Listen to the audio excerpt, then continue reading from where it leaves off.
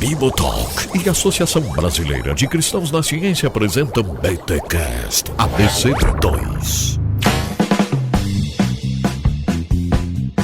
Muito bem. Começa mais um BTcast ABC2, o de número 18. Eu sou o Rodrigo Bibo e precisamos levar a Covid-19 a sério. E não só a Covid-19, eu sou o Victor Fontana e precisamos levar a maneira como a gente enxerga a ciência a sério. Olha só, gente, estamos aqui em mais um BTcast da ABC2 em parceria com o Bibotalk. Por que eu falo em parceria com o Bibotalk? Porque a ABC2 também tem uma série de podcasts dela, exclusiva da ABC2, que você acha no canal da ABC2 e no site da ABC2. Aqui com a gente, uma vez por mês, eles fazem este BTcast especial. E Vitor, nesta entrevista agora a gente traz aqui o Altair, ele que é um cientista, pesquisador, está trabalhando diretamente aí com o assunto da Covid-19 e a gente falou de tudo um pouco. Vamos dar um panorama para você que tá aí ainda procurando informações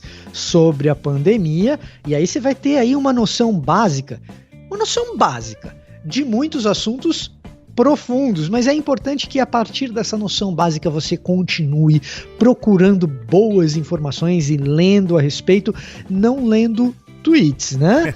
Mas lendo artigos científicos, lendo aquilo que a ciência produz e tentando entender o que é o consenso científico sobre esta pandemia.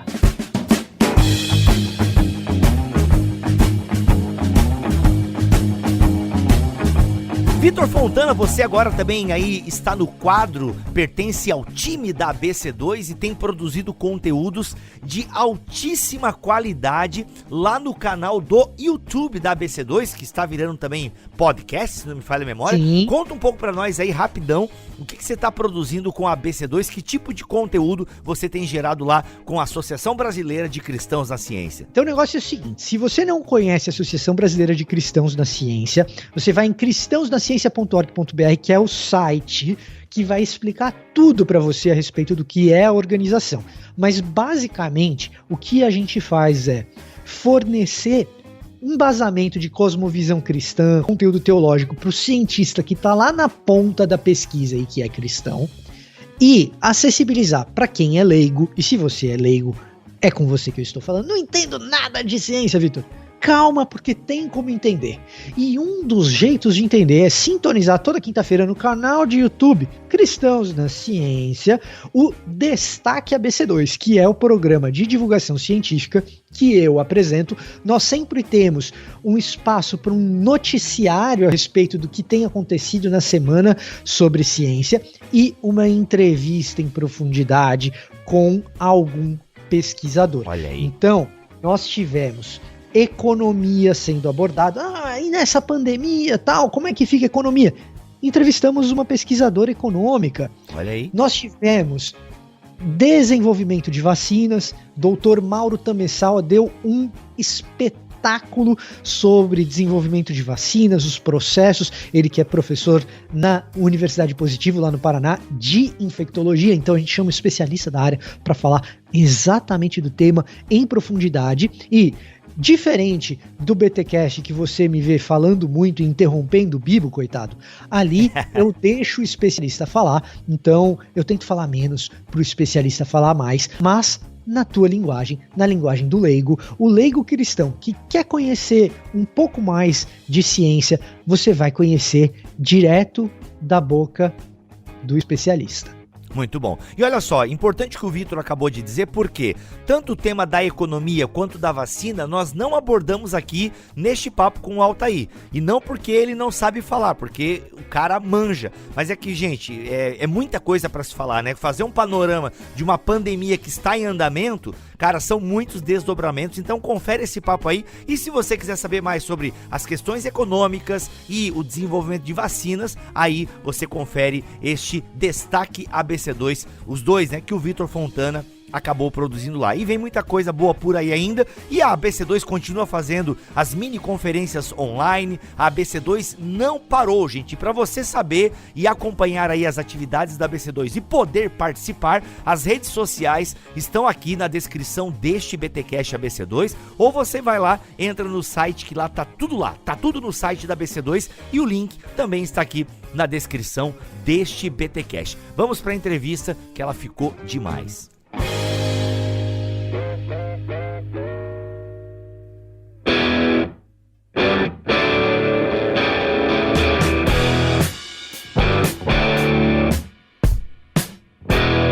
Muito bem, gente, para bater esse papo com a gente então sobre a pandemia que estamos enfrentando agora em 2020, é importante pontuar porque esse podcast pode ser ouvido em 2025, olha aí, quem sabe, tá? Em 2020 estamos passando por uma pandemia e para nos ajudar a entender um pouco mais o que está acontecendo, vamos desde as questões básicas sobre o que é um vírus, o que é uma pandemia, entender esse coronavírus, Covid-19, enfim, entre outros nomes, para nos ajudar a compreender um pouco essa realidade que estamos enfrentando. Temos aqui no BTcast da ABC2 o Altai de Souza. Seja bem-vindo, Altai, aqui ao BTcast, a Casa Bibotalk. Obrigado, uma honra poder fazer parte desse grupo e estou à disposição para a gente discutir o que vocês acharem relevante. Muito bom. Gente, só para vocês saberem, a gente estava quase uma hora aqui em conversas de bastidores. Quem está com a gente também aqui neste BTcast é o Vitor Fontana, que você já ouviu na abertura. E, cara, só o background aqui, que a gente não gravou, obviamente, mas foi muito bom, Altai. Prazer nosso receber você aqui. Prazer é meu. Altai, rapidinho, se apresente para nossa audiência aí, só para quem não te conhece, não sabe quem você é, o que você produz na internet. Eu sou Altai de Souza, assim, eu sou cientista, né, inicialmente. Então, eu sou um pesquisador na Unifesp, no departamento de psicobiologia da Unifesp, e na USP também tem um laboratório vinculado à Escola de Comunicações e Artes, que chama Centro de Comunicação e Ciências Cognitivas. Eu faço pesquisas na área, especificamente na área de medicina do sono, então, distúrbios do sono, então, apneia, insônia, perna inquieta, todas essas coisas. Assim, de formação básica eu sou psicólogo, mas eu também tenho um braço estatístico, né? Legal. Ambos pela USP, né, no IME. E aí eu dou muita aula de pós-graduação, de metodologia, de epistemologia e de estatística. E aí eu colaboro com vários grupos de pesquisa aqui no Brasil mesmo, na Unifesp, na USP, e também fora, né, do Brasil. A gente tem uma parceria da Unifesp com a Universidade Nacional Autônoma de Honduras, e lá a gente ajuda a formação dos médicos lá. Legal. Então nessa questão da pandemia, por exemplo, para vocês terem a ideia, né, Honduras é um país de 8 milhões de habitantes, mais ou menos, e eles não têm nenhuma pessoa com doutorado em epidemiologia, por exemplo. Olha aí. Eles têm muito poucas pessoas com doutorado ainda e tal. Então eles estão montando os grupos de pós-graduação e aí eu colaboro lá com a modelagem dos dados de Covid. Caramba. E diga-se de passagem, apesar da menor capacidade médica, menor número de leitos de UTI e tudo mais, eles estão conseguindo lidar com isso, apesar com dificuldades, mas estão conseguindo lidar com isso de forma bem mais adaptativa do que a gente. Olha só. Né? Infelizmente. Altai, explica pra gente o que é modelagem de dados. Pra quem é leigo não tá habituado com esse tipo de linguagem, o que é modelagem de dados? Então, modelagem de dados é o seguinte, é uma área relativamente nova, assim, do ponto de vista matemático, as funções matemáticas que descrevem fenômenos naturais já existem há centenas de anos, né? Desde Newton ou até antes. Então, a matemática necessária para você testar coisas no ambiente e tirar conclusões já existem há muito tempo.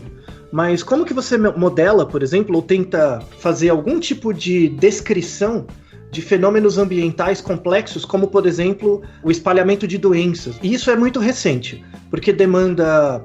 A matemática a gente já tinha, mas demanda uma coleta de dados consistente, então é o desenvolvimento da epidemiologia, que é a área do conhecimento que cuida da detecção de variáveis relevantes no ambiente e a associação dessas variáveis relevantes com o aparecimento de doenças. Então, basicamente, a epidemiologia é isso. E além disso, fazer o monitoramento dessas variáveis. Então, se eu sei, por exemplo, que existe uma doença causada por mosquitos, no caso da dengue ou outras doenças, zika, chikungunya e tal, se eu sei qual o mosquito e que a doença é causada por mosquitos, Um outro passo da epidemiologia é fazer um monitoramento desses mosquitos. Se a população está aumentando, se está diminuindo, onde, quando, como ajudar ou fazer as pessoas evitar a proliferação de mosquitos na casa delas e tal. Então todas essas áreas de ação são braços da epidemiologia. E a modelagem de dados é mais um braço. Como que você faz o monitoramento, né, de casos? Você coleta várias variáveis ambientais, e aí você usa dados nacionais, né? Você pode usar dados do IBGE, dados do Ministério da Saúde, e você coloca isso em equações que descrevem de forma teórica como seria o andamento ou o espalhamento de uma doença. Se você fez ensino médio, você deve lembrar, por exemplo, de equações de força, né? F igual a M vezes A. Né? Ou equações de movimento, né? S igual a S0 mais VT. Aquelas coisas que você decorou para passar no vestibular e não para saber, infelizmente. com musiquinha. Pois é. Do mesmo jeito que você tem essas equações que descrevem movimento, velocidade, características do ambiente, se você opera com essas equações de forma mais complexa, incluindo outras variáveis do ambiente, você consegue fazer outras equações que descrevem outros processos. Um deles é o processo de espalhamento de doenças. O modelo mais simples, ele é chamado SIR, S-I-R. Tem 3 classes de pessoas, né, o acrônimo vem disso. Quando você tem uma doença, você tem pessoas suscetíveis a ter a doença, que é o S, você tem as pessoas infectadas pela doença, que já estão doentes, e você tem as pessoas recuperadas. Então imagina que uma doença aparece, imagina que ninguém tem imunidade, que é o caso da Covid, né? Aparece uma doença na população, ninguém tem imunidade, então todo mundo é suscetível à doença, todo mundo vai pegar alguma hora. Aí as pessoas começam a pegar. Existe uma equação que descreve o quão rápido essa taxa de infecção acontece, o quão rápido as pessoas suscetíveis se tornam infectadas. E tem uma certa velocidade. E tem como descrever isso por meio de uma equação com base em coletas iniciais de dados, né? Então eu vou num hospital, eu vejo quantas pessoas estão ficando doentes ao longo dos dias. Isso é igual um carrinho andando. Se eu tenho um carrinho e esse carrinho percorre uma certa distância num certo tempo, ele tem uma certa velocidade, ΔS sobre ΔT. Agora imagina que o combustível desse carrinho não é gasolina, são pessoas doentes. Então se eu tenho um carrinho zumbi, que ele anda mais rápido quanto mais pessoas doentes tem num certo período de tempo, eu tenho uma taxa de infecção da doença, o quão rápido ela se espalha. Isso é a transição do I para o S, do suscetível para o infectado. E, eventualmente, algumas dessas pessoas ficam doentes, apresentam sintomas, uma fração menor dessas pessoas vão ter sintomas mais graves, vão ter que ir para o hospital, e eu tenho que monitorar isso. Quantas pessoas infectadas são infectadas de forma leve, moderada e grave, para eu ter uma dimensão de quanto recurso hospitalar eu vou ter.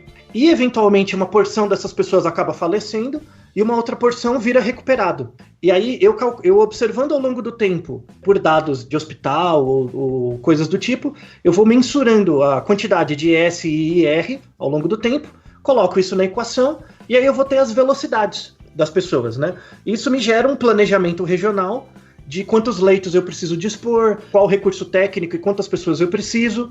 E isso, com uma certa margem de tempo, eu consigo descobrir com 1, 2, 3 semanas antes que lá na frente vai dar ruim. O carrinho tá chegando, né? Eu sei que tá vindo um carrinho, eu sei a velocidade dele, e eu tô parado no meio da rua e eu não consigo sair daqui. Eu sei que o carrinho vai me pegar. E aí o que eu vou fazer? Eu vou fugir dele. Como que eu fujo do carrinho? Pedindo para as pessoas se protegerem ou aumentando mais recursos médicos, tentando mitigar o contato entre as pessoas. Mas se a minha velocidade de prevenção for mais lenta do que a velocidade de infecção, o carrinho vai me atropelar alguma hora. Que é o que aconteceu em vários locais no mundo, que é quando você tem a quebra do sistema público, você não tem mais como tratar os infectados, e aí a taxa de mortes aumenta muito. Tá? Então, basicamente, um resumo de uma modelagem, ela trabalha nesse sentido. Uau. Vou tentar colocar em palavras bastante simples, e aí você me corrige, Altai, claro, se a minha simplificação corrompeu demais a sua explicação, tá certo? Uhum. Mas assim, ó, ouvinte, lembra quando você estava na escola e você tinha uma fórmula que você tinha dificuldade para aplicar os números naquela fórmula para resolver um problema? Aquela fórmula descreve em matemática uma coisa que está acontecendo na realidade. A bolinha que caiu até o chão, ponto. Você tem uma fórmula para descrever uma coisa que aconteceu de verdade. A bolinha que você soltou da sua mão caiu até o chão. Você quer saber a velocidade que ela chegou no chão. Aí você vai aplicar aceleração, aquelas coisas todas. E a gente tinha dificuldade com isso. A modelagem, basicamente, vai trabalhar descobrindo qual que é a fórmula, muitas vezes, porque você não tem a fórmula pronta. 2, coletando os dados para poder aplicar naquela fórmula. E 3, tentando prever coisas que vão acontecer quando você tem coisas que você já tem na fórmula ali, alguns dados, e você fala assim, bom, eu já tenho esse dado, já tenho aquele outro, então eu consigo saber como que a natureza vai se comportar a partir dessa fórmula aqui. E é o que me parece o Altai, aquilo que a gente tinha dificuldade de pegar os números no problema e aplicar na fórmula, o Altai tá tentando descobrir qual que é a fórmula, afinal de contas. Não, a equação, você quer saber? Quando você faz a modelagem, você não tem um modelo pronto, é mais ou menos isso que você tá tentando fazer. Bom, como é que a função funciona? Então já não é mais S igual a S0 mais VT, mas é uma equação com um monte de variáveiszinhas. É mais ou menos isso que a modelagem tem bem mais letrinhas. Quando você tem, por exemplo, uma modelagem meteorológica, para fugir um pouco do exemplo do corona, você tem lá um furacão. Você quer saber por onde o furacão vai passar? E tem fórmula para isso? Você vai tentar montar um modelo de X, Y, Z, ou seja, de variáveiszinhas, cheio de variáveis para chegar assim, eu vou preencher esses dados aqui, e uma vez que eu tenho bastante dado coletado e bastante variáveis, eu consigo ter uma estimativa por onde o furacão vai passar, qual que é o tamanho dele, qual que vai ser a velocidade do vento mais ou menos, e aí a gente vai trabalhando com esse modelo que é a tal da fórmula aí, ou da função. Bem, não poderia explicar melhor. Essa equação do CIR, ela é a equação mais antiga e ela é a mais simples mesmo. Ela faz uma triagem inicial do que mais ou menos está acontecendo. Aí depois, assim, com o avanço técnico, e essa não é a primeira pandemia que a gente já passou, não vai ser a última, tá? A ideia é que a gente vai ver que são fenômenos cíclicos, né, que acontecem. O problema é que essa é mais generalizada do que as outras, então a gente já teve outras pandemias, então a gente já tem dados anteriores para refinar as equações. Então, quando apareceu a pandemia do coronavírus agora, já tinha muita coisa pronta, principalmente na Ásia, né, por causa da SARS, por causa da MERS. A SARS e a MERS são tipos de coronavírus também. É da mesma família do Covid-2, né? Covid 2019. Então, a gente já tinha dados preliminares da modelagem, só que a gente vai ajustando à luz de novas informações. E aí é um tema importante, assim, porque mostra como funciona o método científico, né? O método científico, e aí, para quem é cientista, é algo importante, porque muitos cientistas não têm esse tipo de percepção também. Eu vejo isso bastante. A ciência não serve para dizer que você está certo. A ciência serve para dizer o quão errado você está. O objetivo do método científico não é te dar certezas, é reduzir incerteza. Nossa, isso faz muito sentido diante dos dias que a gente vive, né? Dessa guerra de informação, de divulgação científica e tal. Então, a guerra da informação, na verdade, ela tem, assim, a ideia, quanto menos incerteza você tem, menos erro você tem sobre a sua decisão. Até para quem quiser entrar na área científica, tiver um interesse na formação científica, uma coisa que você tem que ter na cabeça é assim: se você quer fazer ciência para descobrir a verdade ou para ter certeza, abre uma igreja. Porque é para isso que é uma outra entidade, né? Você trabalha com outro aspecto da psique humana. Não abre igreja não. O cara que abre igreja e tem muita certeza das coisas, geralmente é o cara que vai fazer bobagem.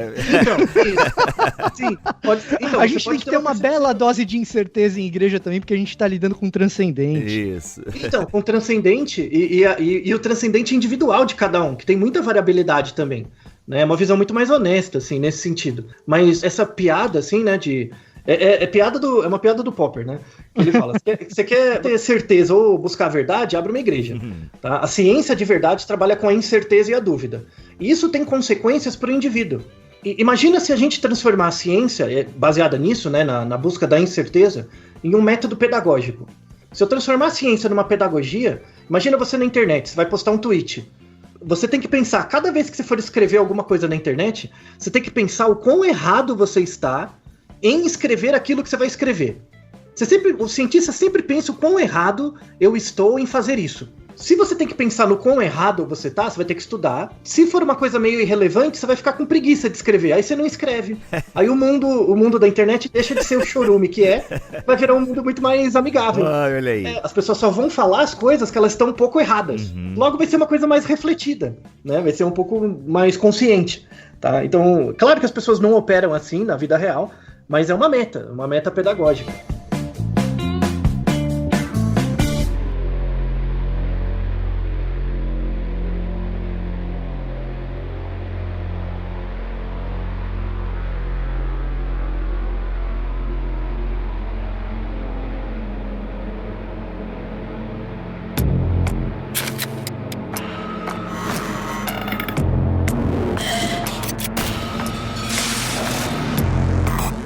Vamos voltar um pouquinho, porque eu acho que tem pessoas que estão nos ouvindo que não sabem, o que é uma pandemia? Por que esse nome pandemia? Acho que é legal, até porque eu ouvi... Gente, uma coisa que o Altair não falou, mas ele tem um podcast, né, ele e alguns amigos, que é o Naruhodô. Cara, muito legal, ouvi alguns episódios... E inclusive eu ouvi esse sobre pandemia e gostei muito que você deu uma explicação do porquê a OMS, a Organização Mundial de Saúde, decreta, né? Quais são os critérios para dizer, ok, estamos vivendo uma pandemia, por que esse nome, o que é, enfim. Então, assim, epidemias a gente já teve várias durante a nossa história, pandemias também. Pan vem da ideia de geral, né, que é bem coletivo. Então a diferença básica entre uma epidemia e uma pandemia é a escala. É quando é o grau de escalamento, né, de escalonamento do espalhamento da doença. A OMS, ela define pandemia, ela decreta pandemia com base em 3 critérios. O primeiro critério tem que ser uma nova doença, tá? Tem que ser uma doença nova, em que o S, né, que são as pessoas suscetíveis, é o máximo possível. Ou seja, a doença tem muito espaço para espalhar. Todo ano a gente tem surtos de influenza, que é gripe. Todo ano. Isso. Todo ano tem surto.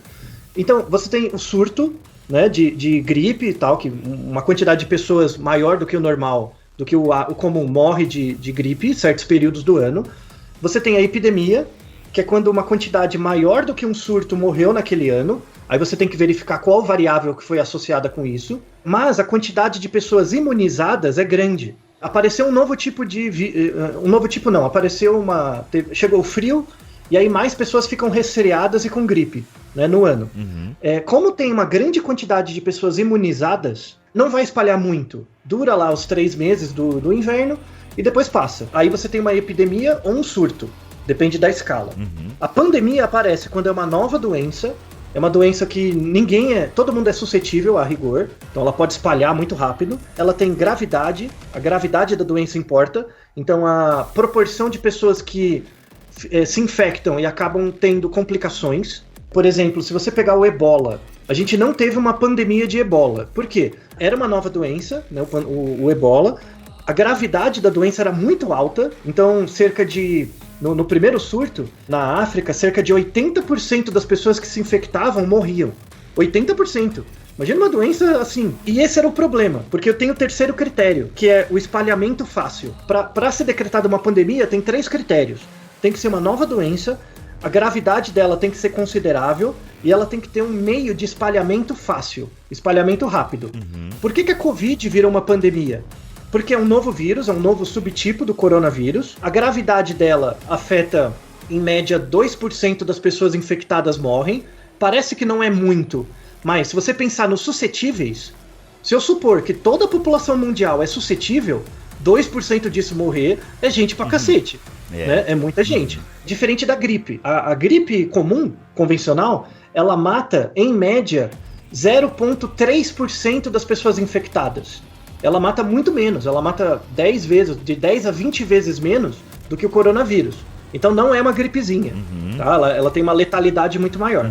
Porém, e aí que se decretou uma pandemia no caso do Covid, o espalhamento da Covid é fácil, que é pelo ar. Então, tanto é que em janeiro você teve os primeiros casos na China, chegou agora em março, abril, chegou no Brasil. A gente se desloca muito, né? Avião, navio e tal.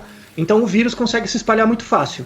Então são esses 3 critérios. Uma doença nova, a gravidade. Se for uma doença muito grave, que todo mundo que é infectado morre, ela não consegue espalhar tão rápido. Dá um surto e acaba. Ah, porque mata o hospedeiro, digamos assim? Muito rápido. E aí não dá pra espalhar.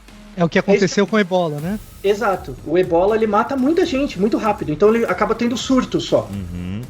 Mas se o Ebola se virar uma pandemia, a população acaba. Por isso que o braço da epidemiologia, os estudos em epidemiologia, apesar das pessoas não perceberem, não saberem, é uma área efervescente da ciência.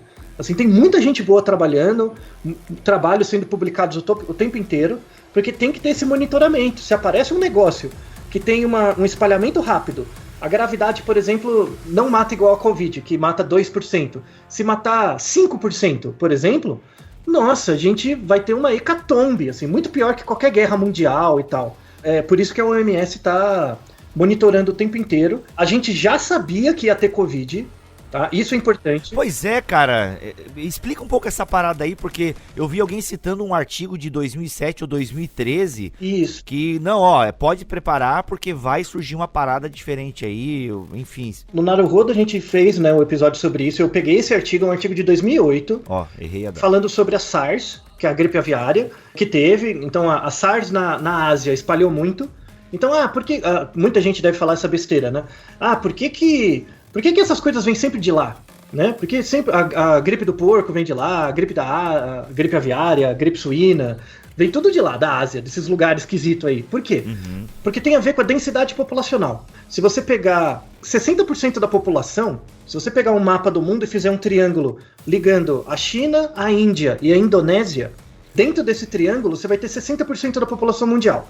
Então é uma densidade populacional muito grande.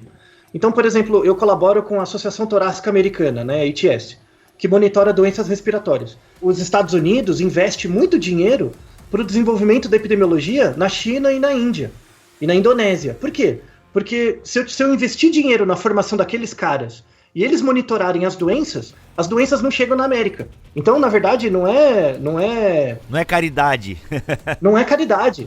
Não, eu estou investindo. Tipo, a cada dólar que eu invisto lá, eu tenho uma prevenção de $10 depois no serviço médico dos Estados Unidos. E esse monitoramento aconteceu muito com a gripe aviária, né, com a SARS.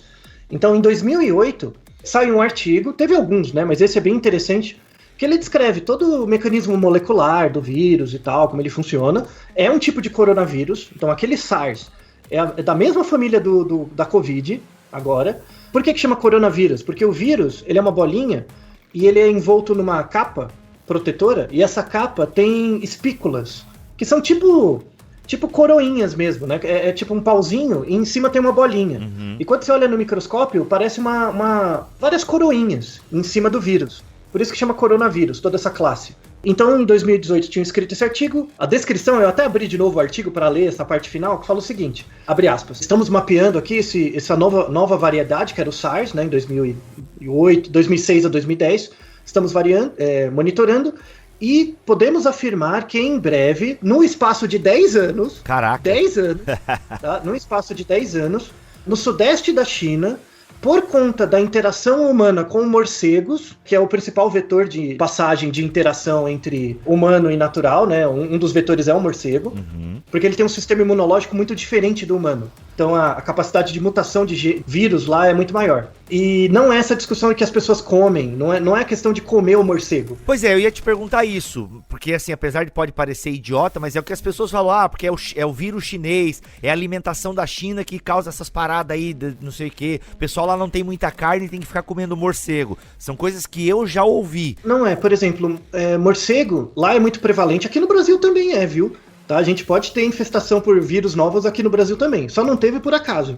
Depois a gente até entra nisso. Tem gente aqui no Brasil monitorando também. Mas lá, como tem muita densidade populacional, você tem os morcegos eles ficam em locais escuros, assim. Por exemplo, se você entrar numa caverna que tem muito morcego, ou uma casa, um casarão, assim, que tem muito morcego dentro, as fezes deles evaporam. E aí libera no ar. Então, às vezes, você é infectado pelo ar. Então, você está ocupando o mesmo local ali próximo, você já pode ser infectado. Às vezes você pode ter uma interação direta com ele, então ele faz um arranhão, ou ele morde. Aí é mais raro ainda, tá? Mas pode acontecer também. Às vezes aí tem uns vetores mais diferentes, assim. Ele ataca outro organismo, então por exemplo, o morcego ataca vacas. E aí na interação com a vaca, você pode ter alguma contaminação também. Caraca. Não se sabe como aconteceu, tá? Não se sabe. O mais provável é que seja por ar, porque é mais fácil, né, de acontecer. Essas interações já acontecem há milhares de anos. Há milhares de anos você tem populações ali convivendo. E às vezes o vírus tenta passar, mas não consegue fazer uma mutação que se adequa ao nosso organismo. Então é meio que um jogo de azar. Sabe quando você vai num cassino e joga na roleta? Às vezes você ganha, às vezes não, né? É meio isso. Então tem a interação do vírus com o nosso sistema imunológico, às vezes bate e volta. Uma vez dá certo. E quando dá certo a gente tem um surto. Foi o que aconteceu em 2010 na SARS. Esse artigo diz que ia acontecer de novo em 10 anos. E um dos vetores candidatos era o morcego. E ia acontecer no sudeste da China. A população em geral não leu os artigos, não sabia. Os pesquisadores, os epidemiologistas sabiam disso. Então eles fazem monitoramento. Por isso que a China conseguiu descobrir tão rápido. Apesar de ter várias notícias que eles tentaram acobertar no começo e tal, mas eles descobriram muito rápido, com muito poucos casos. Rapidamente eles descobriram que tinha alguma coisa, no entanto eles não conseguiram conter. Esse era o problema, porque a área de Wuhan, imagina uma cidade do tamanho de Campinas, mais ou menos o tamanho de Campinas, tá? Em São Paulo. Depois você pega o mapa para ver a área, porque eu não sei agora. Mas com mais ou menos 25, 26 milhões de pessoas.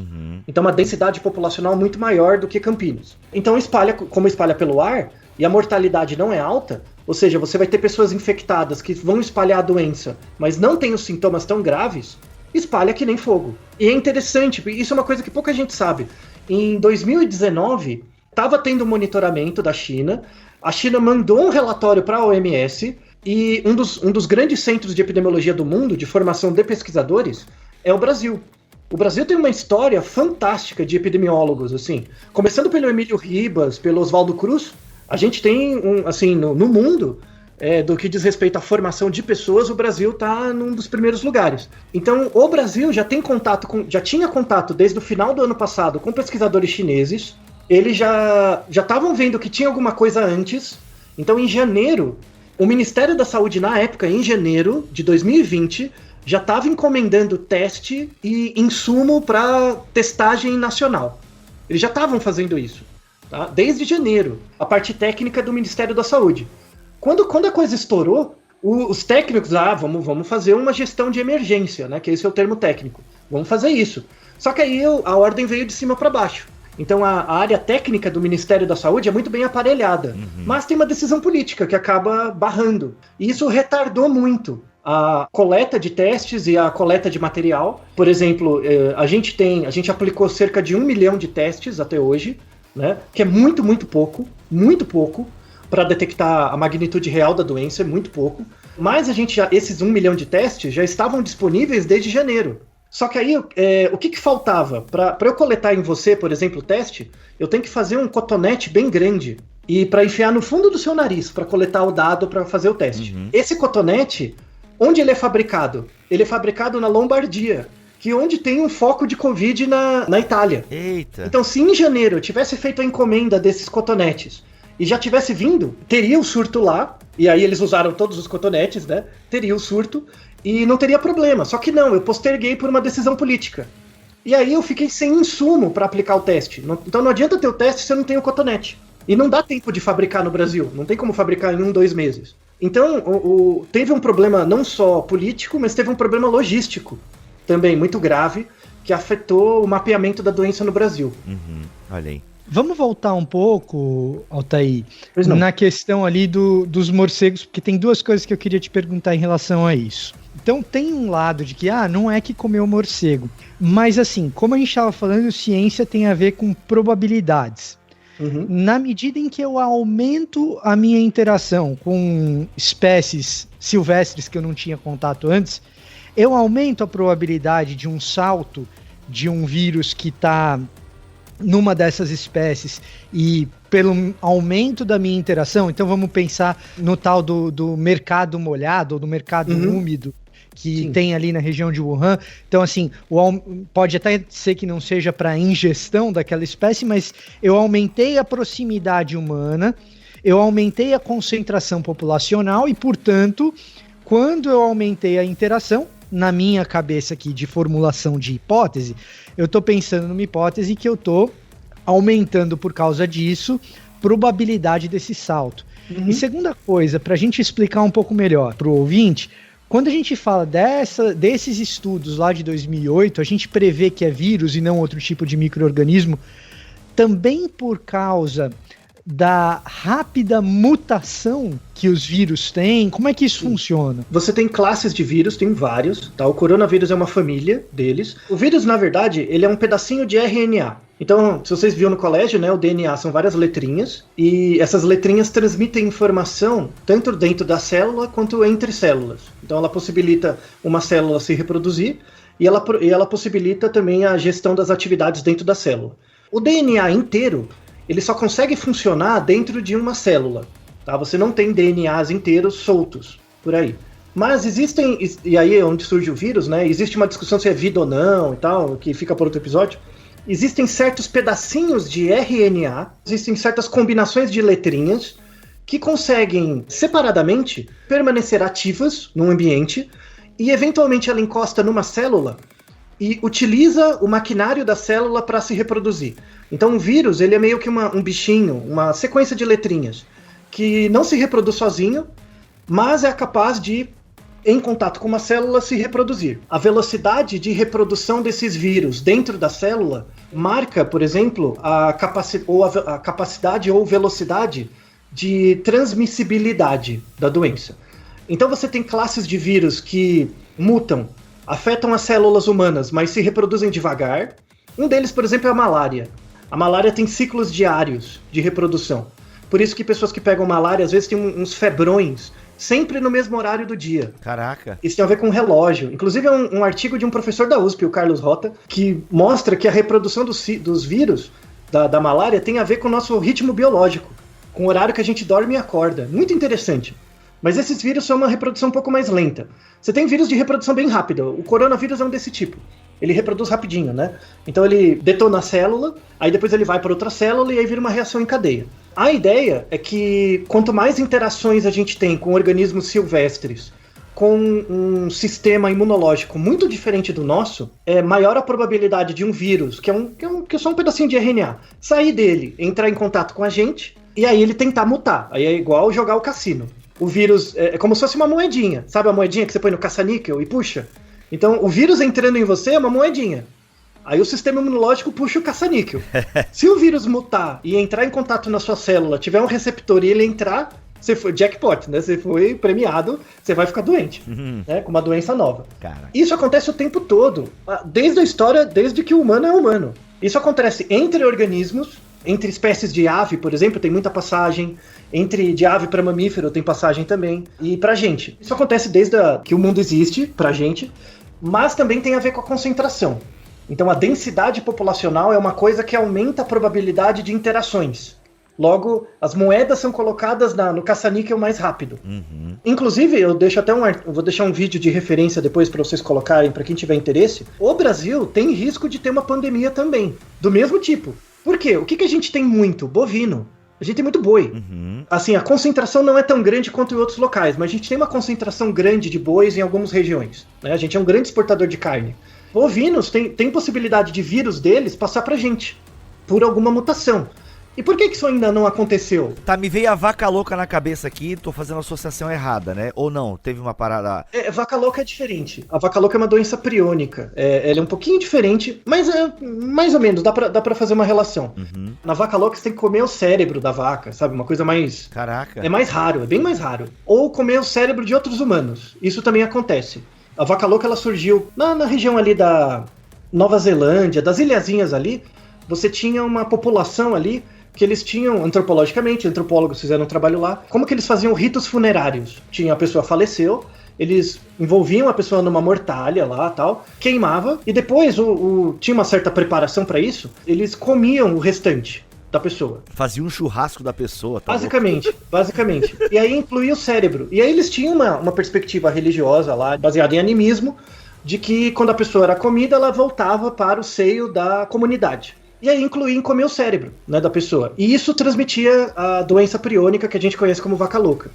Até no Naruhodo a gente fala disso também num episódio. É possível, por exemplo, a gente ter uma pandemia de alguma doença respiratória também por causa dos bovinos. Não aconteceu ainda por sorte. Mas tem muita gente monitorando. Ou seja, a moedinha tá sendo colocada e uma hora pode dar a parada. Pode dar um ruim. E não é só uma moedinha, gente. Assim, isso eu acho que é uma coisa importante, Altair. E de novo, você me corrija se eu tiver errado. Pois não. Mas não é só uma moedinha de jackpot. É uma moedinha de jackpot, mas que eu vou mexendo dentro da máquina conforme eu altero o ambiente. Então, conforme eu coloco mais gente perto do gado, por exemplo, eu tô indo lá dentro da máquina e aumentando a probabilidade de dar jackpot. Isso. Quando eu pego e desmato uma porção, eu aumento a interação de espécimes silvestres com essa vaca. E aumento a quantidade de pessoas perto dessa vaca também. Tô mexendo no mecanismo lá dentro da máquina para aumentar a probabilidade de dar 777 jackpot. Exatamente.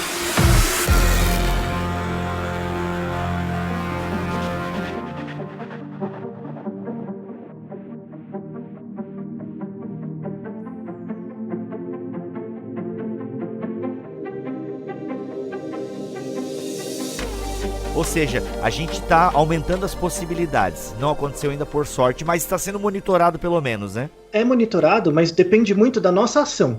É bem o que o Vitor falou. Não é uma praga divina que vai chegar, você caiu uma doença. Não é isso. Tipo, a gente tem um papel importante, que a gente chama de ação antrópica.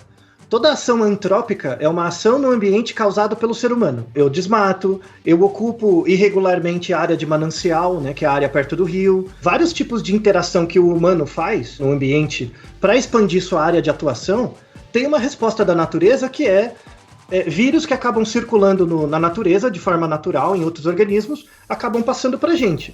Então a gente acha que aconteceu por acaso. Não é por acaso. É que a gente não consegue estabelecer toda a cadeia de infecção. 100% dos casos, né? Mas com certeza é uma ação nossa. O desmatamento é algo importante. Uma das teorias que mostra que a gente não teve uma pandemia gerada no Brasil ainda é porque o desmatamento ainda não é muito grande. Estamos trabalhando para ter essa pandemia hoje. Estamos trabalhando para isso. Estamos trabalhando para isso, né? Então a gente está jogando um jogo de azar, sobretudo pelo desmatamento e o assoreamento dos rios. Então a gente vai ter contato com espécies silvestres, como o Vitor falou. Além dos problemas meteorológicos todos. Por exemplo, por que a gente não tem malária em São Paulo? Porque malária é causado por mosquito. Por que a malária não desceu para São Paulo? Porque ela pode, né? O mosquito vive em vários lugares. Porque tem uma ação de monitoramento epidemiológico. A gente não conseguiu fazer isso com a dengue. Muitas pessoas começaram a viver em áreas próximas à mata, desmataram, os mosquitos que causavam dengue estavam ali, começaram a infectar as pessoas iam morar na cidade, e aí o mosquito picava a pessoa na cidade doente e picava outra pessoa. Aí teve infecção local. E por isso que, ano passado, a gente teve 1.700.000 casos de dengue no Brasil. Todo ano a gente tem dengue. E por que não parou? Acho que é essa pergunta que cabe bem aqui agora. Tá, e a dengue que tá matando muito mais pessoas e não sei o quê? Por que não se fez esse alarde agora por causa desse corona? Tudo parou, meu Deus, nada a ver. Então, a dengue, ela já é endêmica. Ela já tem, acho que 60 anos. Assim, febre amarela, vixe, desde do descobrimento, entre aspas, do Brasil, já tem febre amarela. De novo, a febre amarela já sempre esteve aqui. Ela não afetava tanto os índios, mas afetava o português, e aí começou. A dengue, na verdade, as pessoas, como já é algo muito saliente na vida das pessoas, né, as pessoas convivem com a dengue bem, a mortalidade da dengue é mais baixa, tá? Ela é mais baixa. Hoje a gente já tem mais pessoas que morreram de Covid do que de dengue. Bem mais, na verdade. Então a mortalidade é mais baixa e o vetor é um mosquito. Então não é passado de uma pessoa para outra diretamente, tem que ter o vetor. Por isso que a Xuxa não pegou então, interagindo direto com o mosquito. Desculpa, gente, foi mal. Nossa, essa veio... Assim, só quem é o ouvinte mais velho que vai lembrar do Muito dengue velho. do Praga, cara. Desculpa, gente. muito velho. Assim, Me perdoem, você que é gente. novinho, você foi poupado da batalha de meninos contra meninas do show da Xuxa. Tinha dois... Eu vou ter que fazer a contextualização, Bill. Fica à vontade. Tinha dois personagens ali, que era o Dengue e o Praga. Por favor, não vá no YouTube ver isso, tá? Ah, pediu pra pessoa ver. Agora... Ó o gatilho, ó o gatilho. Sabe qual é o nome disso que eu acabei de fazer, Altair? Vacina. Eu produzi imunidade no cara Eu agora. produzi Se ele for imunidade. ver, ele tá em... Vai moldar caráter, né? Isso aí. Vai, continua, Altair, desculpa, vai lá, mas... Como a dengue não é passada de pessoa para pessoa, tem um vetor que é o mosquito, a transmissão é mais complicada do que a Covid, que é direta, por exemplo, ou gripe. Eu tenho como pegar os agentes de saúde e ficar fazendo monitoramento de foco. Então passava o caminhão, por exemplo, baforando coisas, entrar nas casas, ver se tem foco, fazer propaganda na TV dizendo, água parada, essa coisa toda. Isso tem uma eficácia, né? Isso ajuda. O que a gente está fazendo agora com a Covid? O isolamento. Então, é a mesma forma. Então, do mesmo jeito que eu tenho que passar nas casas, não deixar água parada, ficar enchendo o saco dos outros, ir em terreno baldio para lá tirar o pneu, né? Toda essa imagem, a gente está fazendo a mesma coisa com o corona, só que o vetor de ação é diferente. Então, uma pessoa passa para outra. Então, você tem que fazer o isolamento físico. Não é isolamento social, né? Porque a gente está se falando, pelo menos. Mas o isolamento físico a gente tem que fazer. É uma relação segura. É a única forma que a gente tem, que a gente chama em psicologia de variável funcional, é a única variável funcional para evitar a transmissão da doença. É o isolamento social. E aí, para quem está nos ouvindo agora, tem uma confusão entre vários termos assim que as pessoas usam, que é a diferença entre isolamento social ou físico, quarentena e cordão sanitário. Né? Esse último acho que você nunca ouviu falar, né? Esse não. O Brasil, na situação atual, não fez nenhum deles direito. Distanciamento social é a ideia do hashtag fica em casa, né? Você ficar em casa a maior parte do tempo, só sair para ir no mercado, ou coisas assim, né? Isso é o isolamento, você está se isolando de outras pessoas, se distanciando. E caso você permaneça num local público, você tem que ficar a pelo menos 2 metros de cada pessoa. Por que 2 metros? Porque já tem estudos em física, lá de partículas, que mostram que quando uma pessoa dá um espirro, os perdigotos, que é aquelas bolinhas de catarro, né? Ou de baba, né? Que saem voando, elas atingem uma área de 2 metros quadrados em torno da pessoa, em média. Então, quando você dá uma espirrada, 2 metros quadrados em torno de você, né? Na verdade, é 4 metros quadrados, né? Porque é um quadrado de 2 por 2. 4 metros quadrados em torno de você vai estar com possibilidade alta de infecção quando você espirra. Então, é o ideal que as pessoas fiquem a 2 metros de distância uma das outras. Se você for no mercado, restringir o número de pessoas, evitar aglomeração, cinema, bar, balada, festa, esse tipo de coisa. Igreja, isso, cultos, né, para evitar aglomeração. Ou se tiver alguma o mínimo é espaçar uma pessoa. Aí você tem recomendações disso já. Que você pega o espaço onde vai ser o culto, por exemplo, você faz marcas no chão e uma distância de 2 metros quadrados, 2 metros para o lado, 2 metros para trás, né, para cada lado, e aí pode pôr uma pessoa. Então, no local que caberia 100 pessoas, vai caber agora 25, 30, para diminuir a aglomeração mesmo. Todos esses comportamentos são comportamentos de distanciamento físico ou distanciamento social. Então, tipo, você vai pegar um ônibus. No ônibus não pode ter mais pessoas em pé, para evitar aglomeramento, tal, esse tipo de coisa. Isso é distanciamento. Isolamento é diferente. Isolamento é quando a pessoa já está doente, então a pessoa está doente, está com sintomas, e ela tem que ser separada das outras. Então, você está com diagnóstico de Covid positivo, você vai ficar em casa 14 dias, que é o tempo de manifestação média da doença, você não pode sair. Aí você está isolado. Então aí você não pode sair, não tem essa saidinha. Não é usar máscara, você vai ficar em casa, é isolamento. É o que a China fez. Como a China, o Wuhan, por exemplo, não sabia quem estava doente e quem não estava, vou isolar todo mundo. Então ninguém sai de casa. Aí é o que chama de lockdown mesmo. Lockdown de verdade, você não pode sair de casa. É até interessante essa história, porque eu faço parte de um comitê da Unifesp que está vendo essa questão da Covid e tal, e veio alguns médicos da China, coisa de um mês atrás. Aí eles vieram, e a primeira coisa que eles foram falar com a gente falou: isso que vocês estão fazendo é isolamento? É tipo, é lockdown, isso que vocês estão fazendo? Tem um monte de gente na rua. Não é pra fazer isso não, vocês estão fazendo tudo errado. Não era pra ter ninguém na rua, era pra ter a polícia na rua, sabe? Tá tudo errado, vai dar ruim, né? Eles botaram terror na gente, porque em Wuhan eles fizeram isso. Então imagina você não poder sair de casa zero, nada, nunca. Vai tomar multa se sair por 3 meses. É pesado. Então o isolamento, ele acontece... Assim, como eu não sei quem tá doente ou não, eu isolo todo mundo. Isso é o lockdown? Que é o termo que ficou famoso aí? Quando você faz isolamento numa região geográfica inteira, aí é lockdown. Mas isolamento de verdade, não é o que a gente fez. O que a gente tem feito até hoje, bem mais ou menos, são estratégias de distanciamento social. Só. Altair, deixa eu prevenir os ideológicos aqui, porque eu já sei o que vem por aí, no que você acabou de falar. Quando a gente dá o exemplo da China, alguém pode pensar o seguinte, mas a China é um país totalitário, por isso que eles podem fazer isso. Ah, sim. Vou dar o exemplo da cidade onde eu vivo, Plantation, Flórida, do ladinho de Fort Lauderdale. O pessoal que Paulo Guedes disse que vem muito aqui pra Disney, eu moro aqui perto, ali perto. Entendeu? Paulo Guedes foi meu professor, gente, então também não sou, assim, só pra dar o disclaimer ideológico da coisa.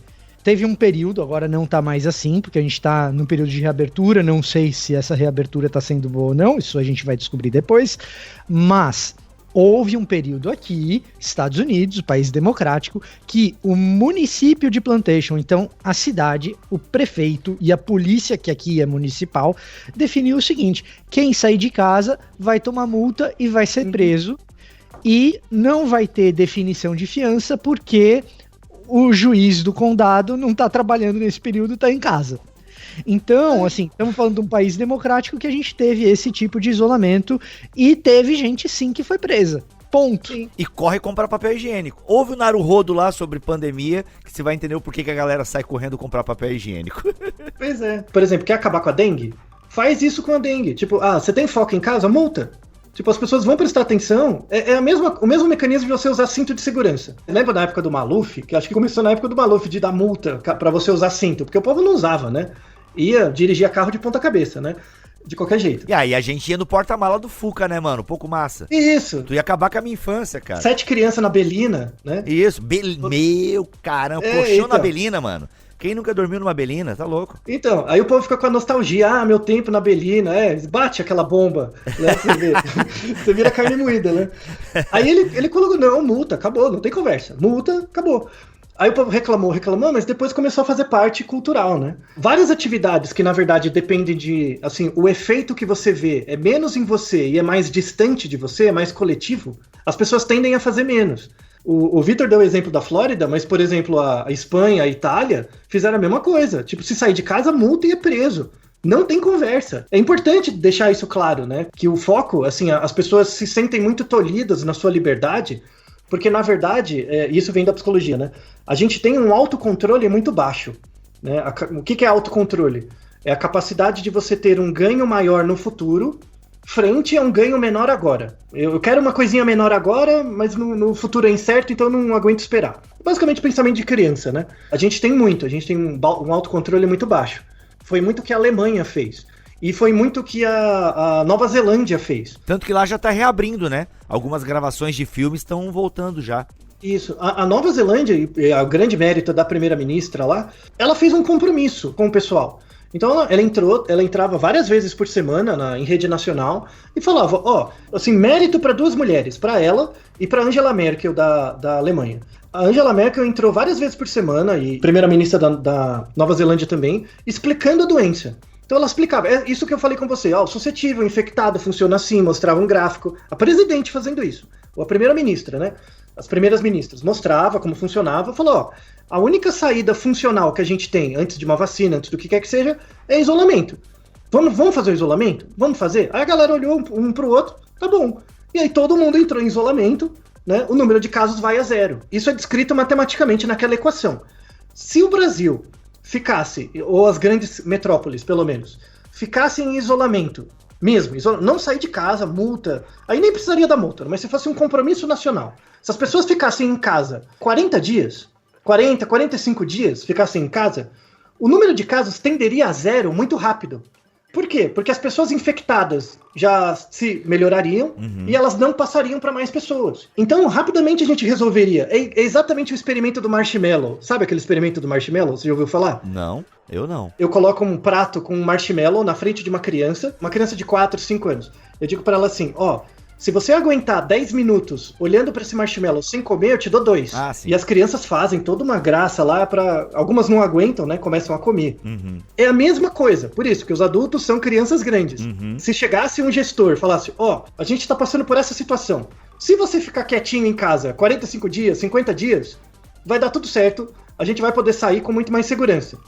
Se tivesse uma voz coletiva que dissesse isso, mostrasse as razões e instrumentalizasse a maior parte das pessoas a achar isso razoável, porque 40 dias não vai matar ninguém, ainda mais com os recursos tecnológicos que a gente tem, e dando suporte, como o Brasil é um país muito desigual, dando suporte para aqueles que não puderem, não tiverem como não se isolar, ou suporte financeiro para aqueles que invariavelmente vão perder emprego, que foi o que aconteceu na Nova Zelândia, por exemplo, e na Alemanha, as pessoas entrariam num compromisso social e fariam.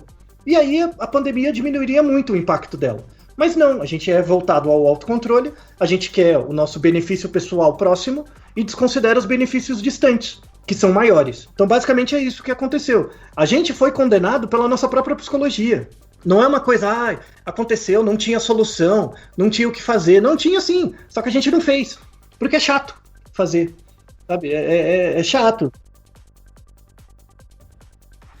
Alguns estados aqui, por exemplo, eu soube que teve séries, o Maranhão, por exemplo, em São Luís, a galera fechou mesmo lá, depois que a coisa tava degringolada, né? Mas aí já era um pouco tarde e tal, mas parece que assim, foi bem... Em Pernambuco também teve sérias restrições de mobilidade e tal, mas meio que foi tarde a parada, né? Quando deu ruim. Deu ruim, justamente.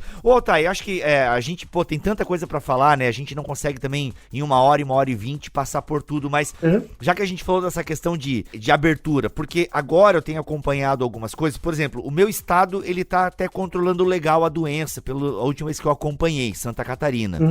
Mas assim, cara, tá tudo abrindo aqui. As igrejas estão abrindo com restrições, né, lá de 30% da capacidade, uma série de restrições de higiene e tal, de asepsia, profilaxia, não sei o que lá.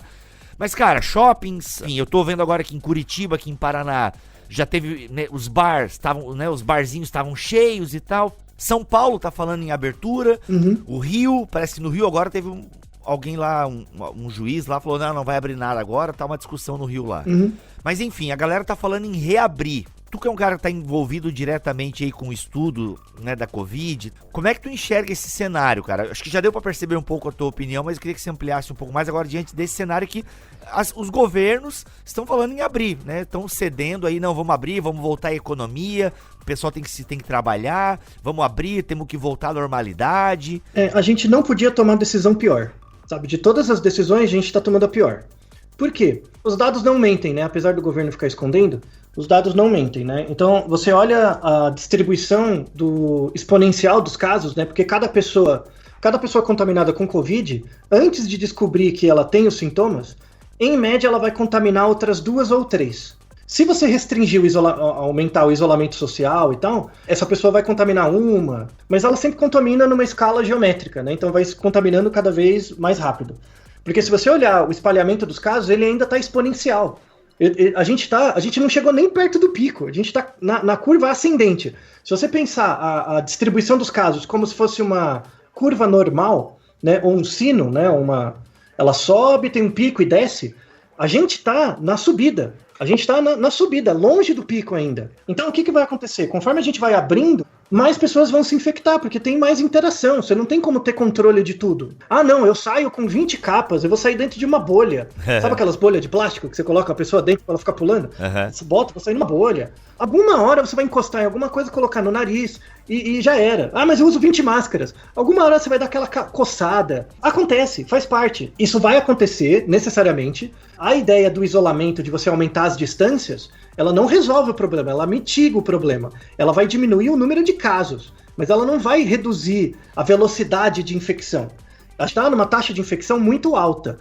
E tem uma característica, uma consequência pior. A gente é um dos países do mundo que menos testa.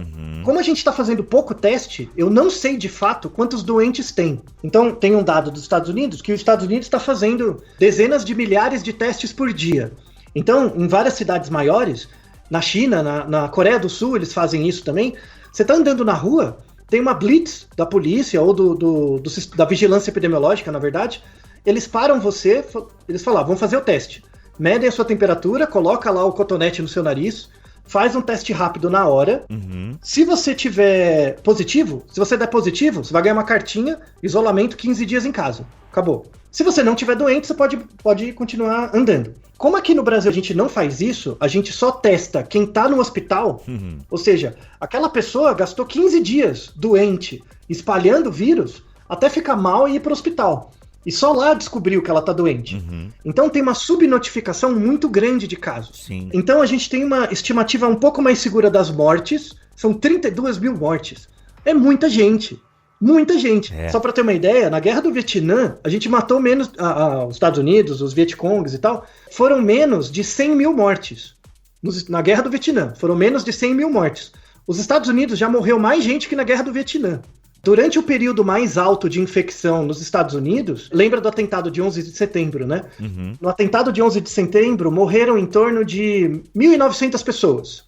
Né? Na queda dos aviões e tudo, morreu mais ou menos 1.900 pessoas. Eles estavam matando isso de gente por dia.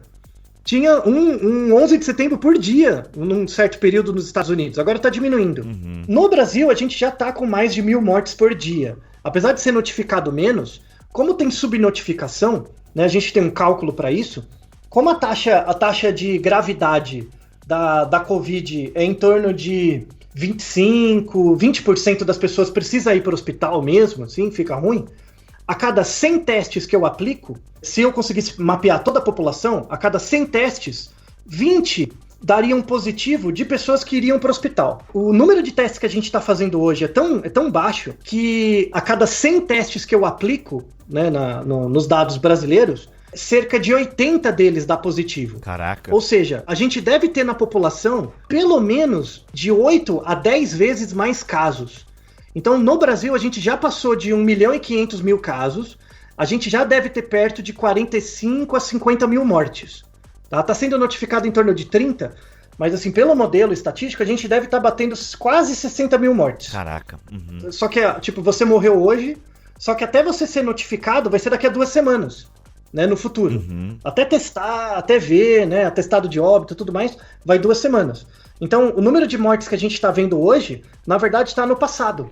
Né? São mortes que aconteceram no passado. Caraca. Então está muito subnotificado. A gente vai passar os Estados Unidos, tanto em número de casos quanto em número de mortes. A gente vai ser, isso vai levar nem um mês, a gente vai ser o país que tem maior número de casos no mundo. Caraca. E o maior número de mortes no mundo. Nós vamos ter esse mérito pra gente. Se os dados também não forem escondidos e omitidos, né? Pois é. Mas eu acho que pelo ritmo, pela velocidade, a velocidade de casos é tão alta que não vai ter muito como espalhar, não como esconder. Por mais subnotificado que seja, mesmo na subnotificação, eu acho que a gente vai passar os Estados Unidos em número de casos e mortes notificados. Caraca. Só para você ter uma ideia que a subnotificação vai dobrar essa estimativa. Em parte culpa porque a gente não fez as coisas direito. O grande problema é um problema de gestão. Então a gente tinha preparo técnico, a gente tinha pessoas, estava sendo monitorado, a gente sabia que ia dar ruim, tinha emergência epidemiológica, né? Tinha esquemas de emergência epidemiológica meio armados, estava faltando comprar os insumos, a gente ia comprar os insumos mais cedo, a coisa travou por um problema de gestão, e aí a gente tem o que tem. É simples assim. O próprio culpado é a gente. Sabe? E eu falo a gente em geral, todas as pessoas em geral, independente da sua filiação partidária e tal, a gente é o resultado. Tipo, a gente participa de uma democracia representativa. Querendo ou não, mesmo que a gente goste ou não goste do governante, ele tá lá. Né? Ele representa, entre aspas, a maioria.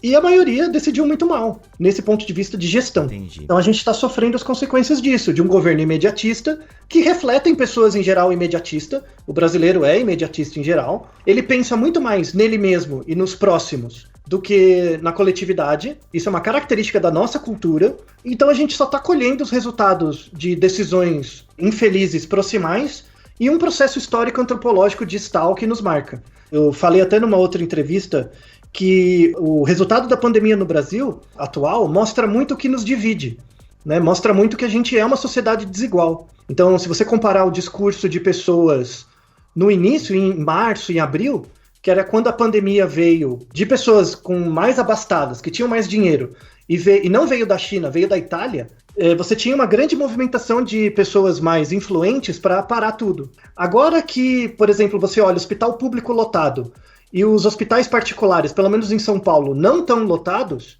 está tendo todo esse movimento político de voltar à abertura.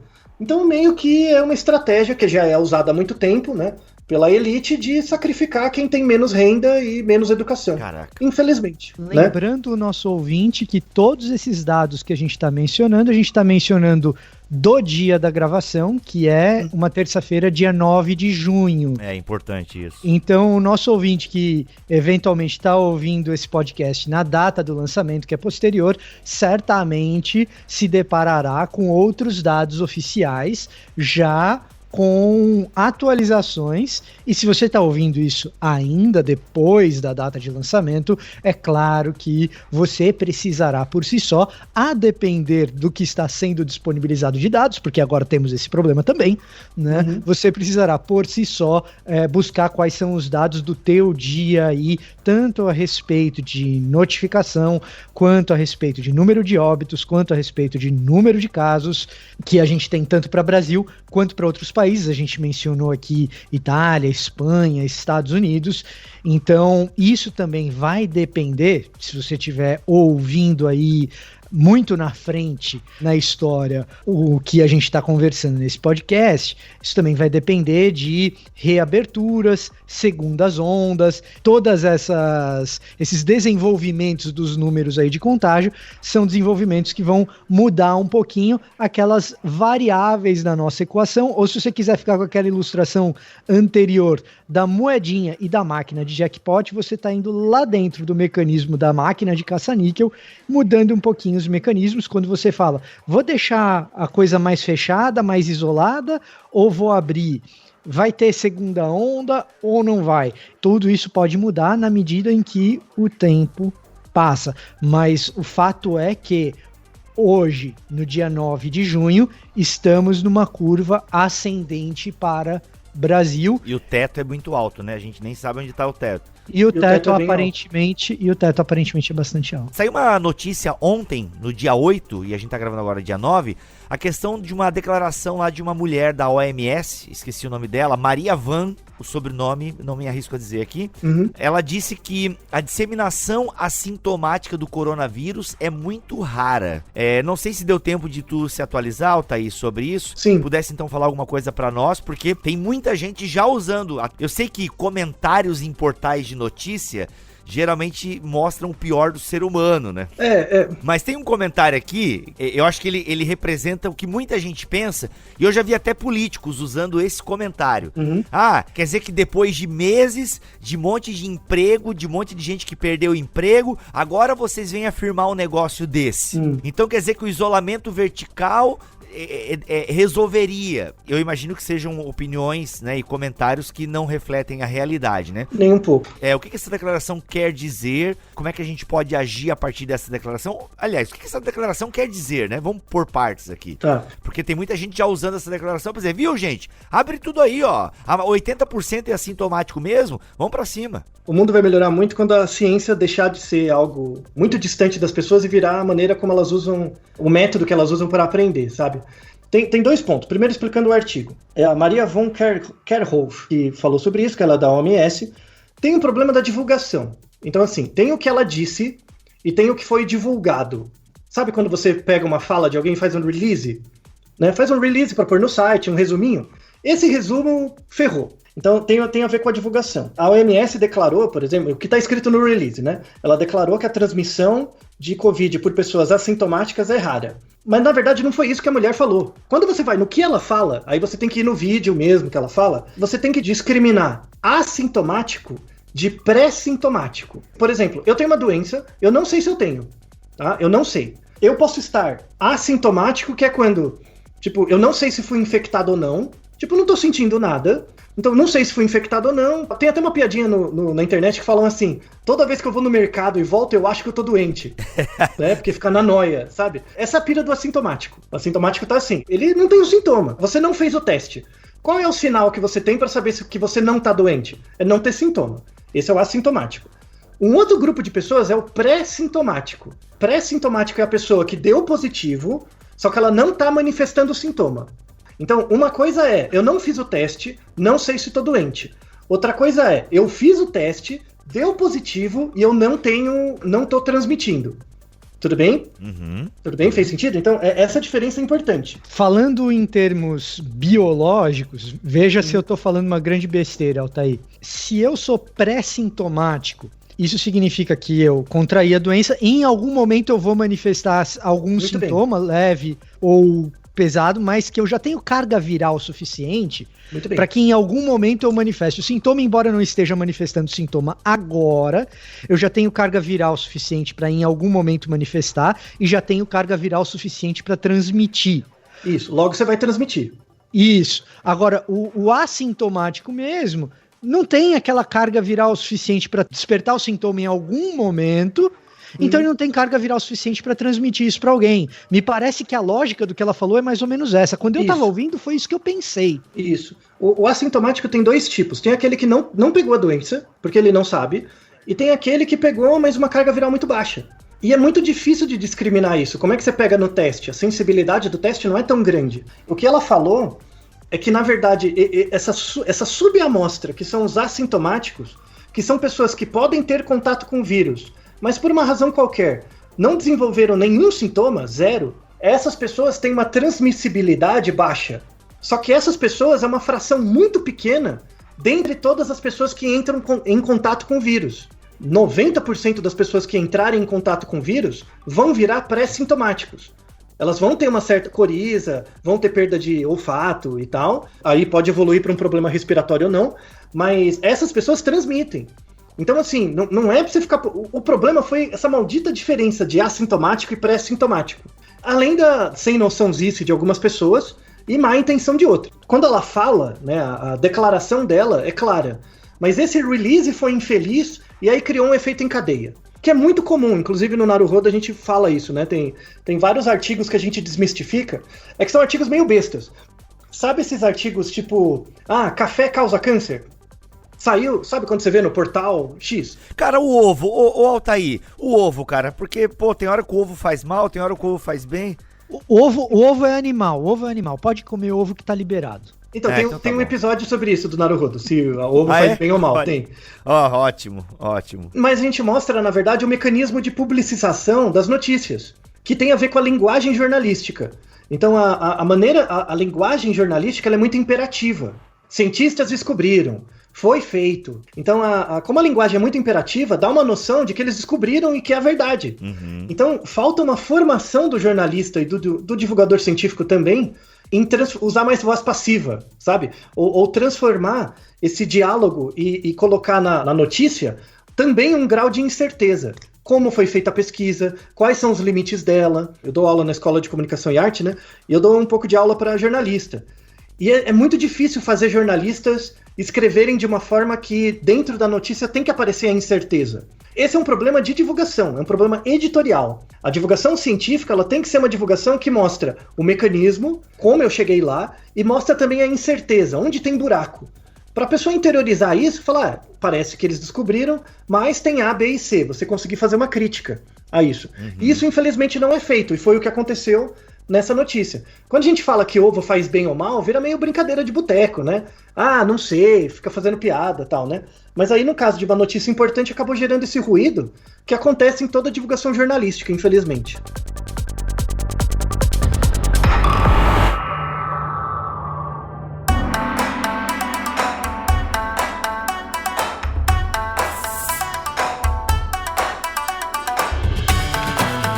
E aí, só fechando, antes que eu esqueça. Claro, opa. Cloroquina. Temos que falar, né?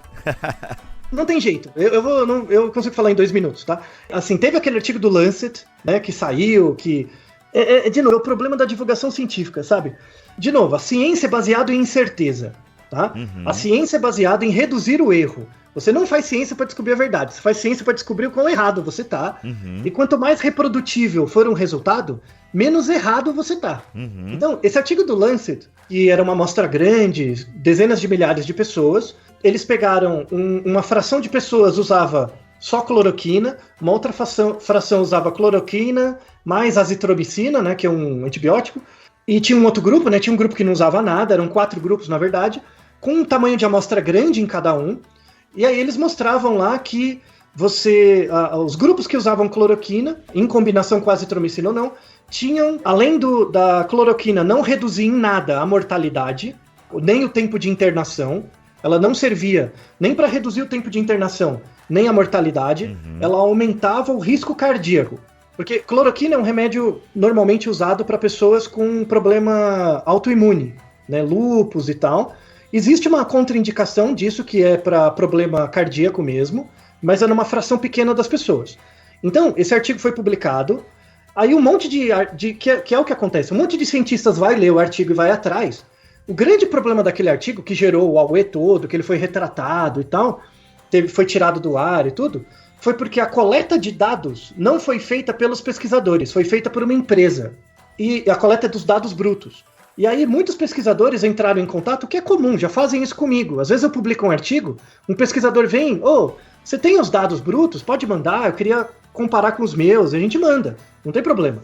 Tem revistas que obrigam você a publicar os dados brutos junto com a pesquisa. Foram atrás dos pesquisadores, você tem os dados brutos? Porque parece um banco de dados legal. Aí falou, quem coletou os dados foi a empresa tal. E a empresa não quis abrir. Sabe, a empresa não quis abrir o banco. E aí foram atrás, parecia que tinha viés na amostragem. Aí não se sabe se foi feita pela empresa ou feita pelos pesquisadores. Mas aí já é um problema de conflito de interesse. E é isso que gerou o artigo ser retratado e tudo mais. No entanto, o problema desse artigo, né, é que, assim, apesar da coleta de dados errada, não se pode dizer categoricamente que a cloroquina faz mal para o coração, na maior parte das pessoas. Parece que não. Mas isso não quer dizer que a cloroquina ajude em alguma coisa. Esse é o ponto, né? Esse é o ponto. Não se tem evidência em dizer que a cloroquina aumenta o tempo de internação, ela não aumenta nem diminui, não faz diferença, não reduz mortalidade, e ela não serve, e isso já tem vários outros artigos mostrando com mais qualidade até, ela não serve como prevenção. Muita gente quer tomar cloroquina para prevenir, né? Eu tomo e aí saio de casa. Não faz sentido, não tem nenhuma evidência mostrando que isso funciona para alguma coisa. O Trump já parou de tomar cloroquina? Ele tava tomando, né? Não, parou. Não, e mesmo se ele esteja tomando, ele é o cara que falou para as pessoas injetarem desinfetante no pulmão. Então, se você usa o Trump como parâmetro de medida sanitária, você tem que se sanitizar mentalmente. Porque ele não é parâmetro para nada. Então, só deixando esse ponto importante, tá? Já vários hospitais já tem como protocolo não dar mais cloroquina, porque na evidência clínica, né? O médico que atende um monte de pacientes, ele vai vendo. Ele vê, mano, isso aí não tá pegando nada não, velho. E ele vê um paciente melhor, o outro não, ele vai vendo que o remédio é independente. O efeito do remédio é independente do resultado que ele está vendo. Então, boa parte dos hospitais não usa. Não é para você ser obrigado a tomar ou não tomar. Tá? O que a gente tem como evidência é que não tem efeito. E se você ficar doente, for para o hospital e tal, siga as recomendações médicas mesmo e tal. Em geral, nos hospitais, os protocolos são padronizados, né? Então todos os médicos agem do mesmo jeito por consenso. Mas tente tirar dúvidas, tire dúvidas. Caso você esteja no hospital, saiba mais sobre os sintomas, como é a questão da saturação e tal. Pergunte ao seu médico. Caso você desenvolva sintomas, a primeira recomendação é que você fique em casa, isolado, faça o monitoramento dos seus próprios sintomas.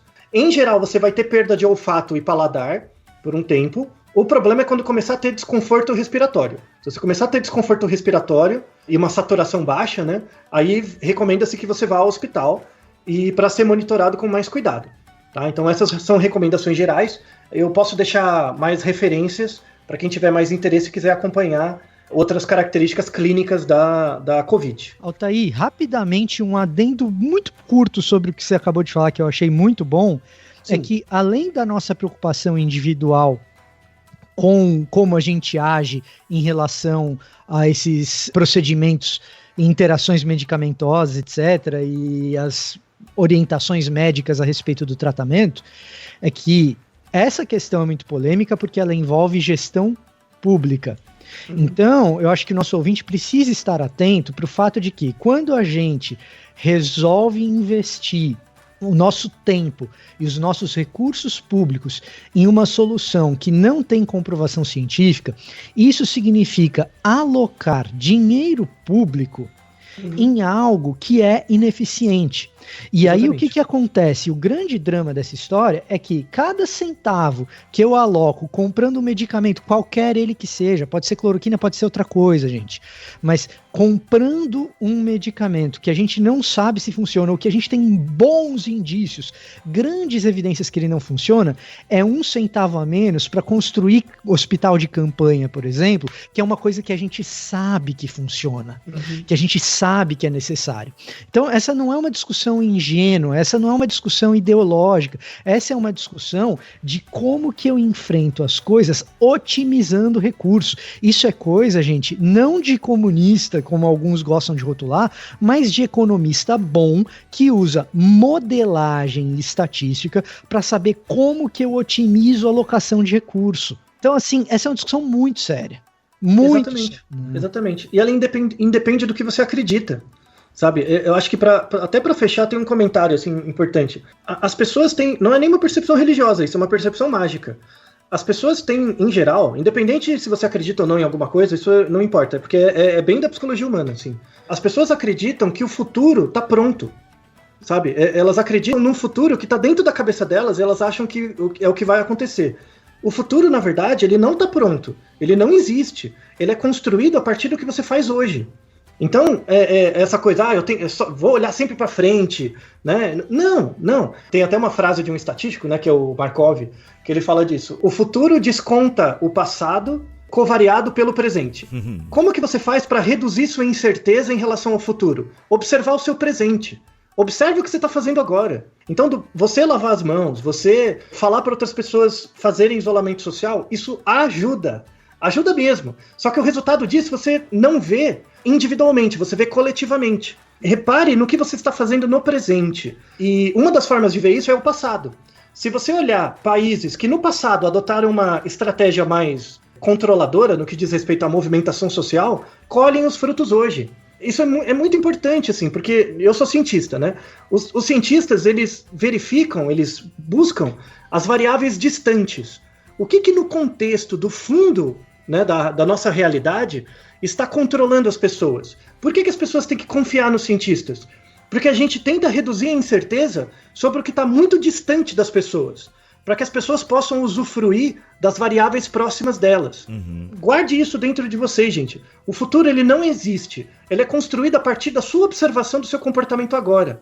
Você quer ter um futuro melhor? Começa agora. Presta atenção no seu comportamento agora. Eu espero que nenhum de vocês precise perder um parente, ou perder um amigo, um ente querido, para se dar conta disso. Não precisa ser um aprendizado emocional, baseado num trauma. Pode ser um aprendizado observacional com base em evidências.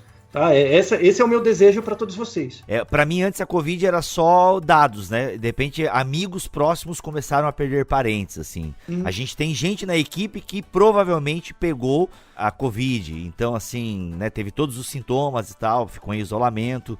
Aí começa a ter nomes, né? Quando começa a ter nomes, você leva a parada um pouco mais a sério mesmo. Altair, obrigado, cara, pela tua presença aqui nesse BTcast ABC2. Cara, muito bom mesmo. Foi uma honra. E, fica o convite, galera, né? O Altair, é semanal? O Naruhodo é semanal? Semanal. Toda segunda tem um novo. Cara, como é que você consegue, mano? Você faz 300 mil coisas e ainda grava podcast semanal. Caraca, parabéns. A única coisa que eu sei fazer é estudar. E divulgar, que bom, obrigado por isso. Gente, tá aí, é só você procurar, vai estar a descrição do link do Altair, vai estar aqui na descrição deste BTcast, mas joga aí Naruhodo com H, ok? Você vai achar o podcast aí, que é informação científica toda semana pra você. Obrigado, cara, pela tua presença aqui neste BTcast. Obrigado. Vitor, valeu, mano, tamo junto, daquele jeito. Eu que agradeço, à tua disposição, Bibo, e ouvinte, presta atenção porque isso tudo que a gente conversou pode ter implicações para a maneira como você interpreta a realidade, não apenas para a maneira como você interpreta essa pandemia. Olha aí, muito bom, muito bom. Vamos ficando por aqui, até o próximo episódio, se Deus quiser e assim permitir. Fiquem todos na paz do Senhor Jesus.